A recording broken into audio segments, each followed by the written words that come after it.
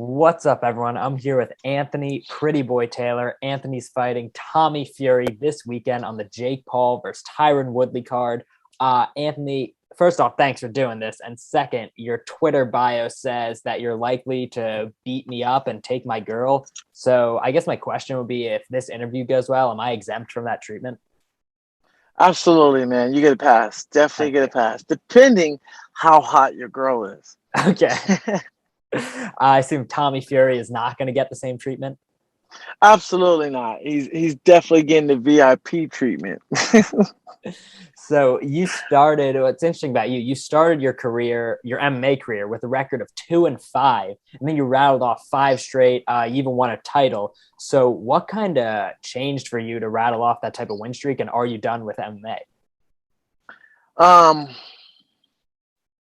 you know, a lot of it was me going through a lot of mental issues. I think the major part of it was respecting myself, loving myself, understanding who I was as a person, what I wanted to do with my life, and I knew where I wanted to be.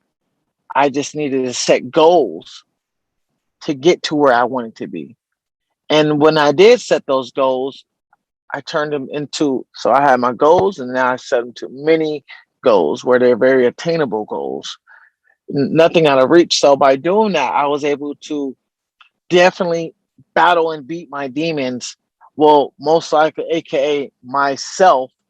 And I was definitely able to overcome that pressure that I had for myself. Like, why am I putting myself through pressure for?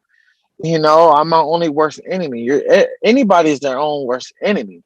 When you're dealing with drugs, women, partying, any other distraction, you're your own worst enemy. And having to go through that stage really put me in a better position where I'm at now, because whenever someone else is in my position, I can say, hey, my brother, I know how you feel. I've been there. I've done that. This is how I went about it. I can also give that advice to someone who's also going through the same struggle that I'm going through or what I went through. And I just feel better overall, Noah, like just a better person. That's awesome. Yeah, I mean, in a sport like MMA, I feel like so many guys with a 2-5 record would just say "fuck this" and call it. So the fact that you kept fighting is impressive to begin with, and then to rattle off five in a row, win a belt, and be where you are now, that's incredible. Because in MMA, 2-5 record, like that is a death sentence. So to come back from that, that's impressive. But do you think you're uh, done with uh, MMA and just going to go boxing only, or going to come back? Geez, who knows? Who really knows? Like, I don't know what's going to happen. I win this fight, my whole life can change financially if winning this fight. I mean, my life is changed financially because of this fight, but what's the limits after I beat this guy? What's next? Do I give him a rematch? Do I go on and want to fight KSI or Manny Pacquiao? Like, hey, retirement fight. Fight me, Manny. Why not? Go on a high horse. Something like that and such. Like, there's also UFC calling. Like, hey, I win this fight, I could potentially go to the UFC. I have that superstar status. I'll probably be one of the most hottest free agent there is out there in the game if I do decide to leave boxing and go to MMA. Who knows? Yeah, definitely a lot of doors open. So I guess since you've taken this kind of brief hiatus from MMA, you've been training with Jake Paul, the Paul brothers. So what's your time been like with them? You seem to be loving it. And how'd you even get involved with them in the first place? Oh man, my time with Jake and Logan has been wonderful. I was able to learn a lot from Jake, as far as, social media and business. Um, Jake's a really good guy overall. He's really progressed in boxing at a very rapid rate, and he's done an amazing job having a wonderful team like him, BJ, Flores, Jacob Chavez, Jay Leon. They're just doing a wonderful job with them. And Jake is doing a really good job. Logan is doing a good job. Logan is in the gym too. You know, uh, they're working hard and they're going after it. And my time there has been very pleasant, very comfortable. They treat me like family. And getting there was all because I was talking crap on Twitter, you know, talking crap on Twitter at the right place at the right time. Um, Sorry about that. Oh, it's okay. Talking crap on Twitter at the right place at the right time put me in a position where, hey, come on and spar Jake. If you think he's scared of you, I go and spar him. Bam, there it goes. I show up, I show out, I'm back again. I'm his main sparring partner. You know, I manifested these things. Yeah. And when I did, a lot of his manifestations came true. And I'm just grateful of the opportunity that I have now and where I'm at. That's awesome. Yeah, I mean, it's amazing the kind of doors that can be open all from just talking shit on Twitter. But you recently said that you've made more money in 2 months of training with Jake Paul than you did in 6 years of MMA. So, I mean, what do you think that says about fighter pay? Is the fighter pay too low? Does Jake Paul just pay extremely well? Is it both? Like, what do you think? What do you make of all that? I mean, fighter pay is definitely too low. And so, A, so one, fighter pay is too low. Two, Jake Paul knows your worth.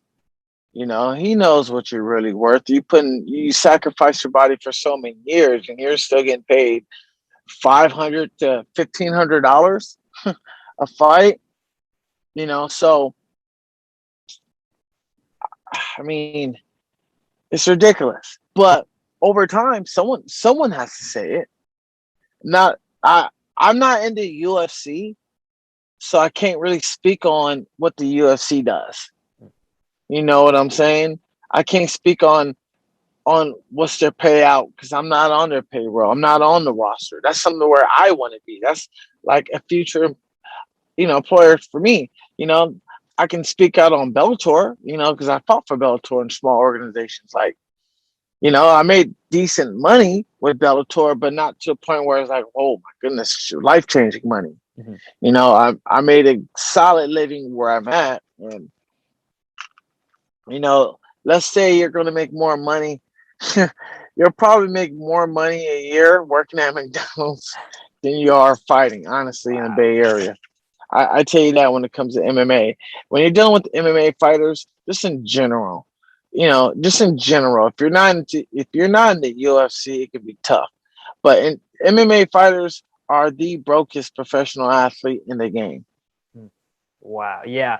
I mean, and say what you will about Jake Paul, but the fact that he's using his massive platform to speak out on such a big issue is, it's very admirable because most of the people who he's speaking out on are, undercard fighters who might not have the platform of a Jake Paul. So the fact that he's doing it is awesome. And you also mentioned earlier that your payday this upcoming weekend, is, potentially life-changing for you. So where does it, you don't have to give specific numbers, of course, but, just compared to some of your other MMA experience, how different is this upcoming boxing fight on the Jake Paul card going to be for you financially?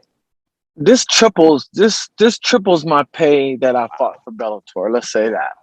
Wow, that is, I mean, congratulations. That's incredible. And for 6 rounds against a guy who you obviously feel confident against, that's incredible. But no, absolutely, it's my experience level. Mm-hmm. Does it upset you that someone with all these quotes is a massive betting favorite over you? Like, that would enrage me. I mean, this is the fight game. This is all on the boxing gods. You know what I'm saying? The boxing judges of the old heads. If this was an MMA fight and Tommy was making his debut, it'd be the other way around and such. But, a lot of people don't know my background. A lot of people don't know my amateur circuit background. It doesn't bother me one bit because I've always played the Triple H role wherever I went. Either I went to Ireland, Budapest, England, your backyard, his backyard. I've always played a Triple H role. Yeah, that's great. So last question. Speaking of the fight, you just mentioned the boxing heads have, him as a big favorite. You're a plus 850 underdog, so you're being doubted by others, not me. I'm going all in. Where is this? Where is this plus 850 at? All right. What site? 8x your money. You said you're making 3x what you were making in Bellator. Shit, you made a lot more than that. You put it on yourself. But why should we bet on Anthony Taylor this weekend? Ah, man. I mean, I defied the odds. Let me give you a better scenario. You ready, my brother? I'm ready. This is more confidence. I'm the only active MMA fighter who's transitioning over boxing with a winning record, who's younger with ambition, who has everything to gain and nothing to lose. All those guys you see transition over, Ben Askren, Tyron Woodley, Anderson Silva, they had nothing to prove. They had no ambition. They didn't care about winning or losing. Me, I'm riding a 5-5 win streak, man. You think I want to see that on my record? Absolutely not. I have ambition. I have drive, and I've been boxing for a long time. I had an amateur record of 12-1. I just decided to go to MMA at the age of 25. That is awesome. There you go. I'm feeling great about you. You're clearly feeling great about yourself. I'm so excited for this fight. Like we said, plus 850. I'm taking that. Anthony Pretty Boy Taylor this weekend fighting Tommy Fury. Thanks so much, man. Best of luck this weekend. I appreciate your question. Where was that plus 850 at? What betting site? I read it on CBS Sports. I don't think they've got a betting site. I will research it and we'll tweet it out. We'll send you the links because I think after watching this, how can you not put plus 850 on you this weekend? You're right. Hey, you might as well put plus 2,500. Why not? Fuck you know yeah. what I'm saying? You might as well make a couple $100. Listen, it's a payday for Anthony Taylor this weekend and for everyone else that takes him. Thanks so much, man. Absolutely, my brother. Appreciate you. Thank you. Thank you.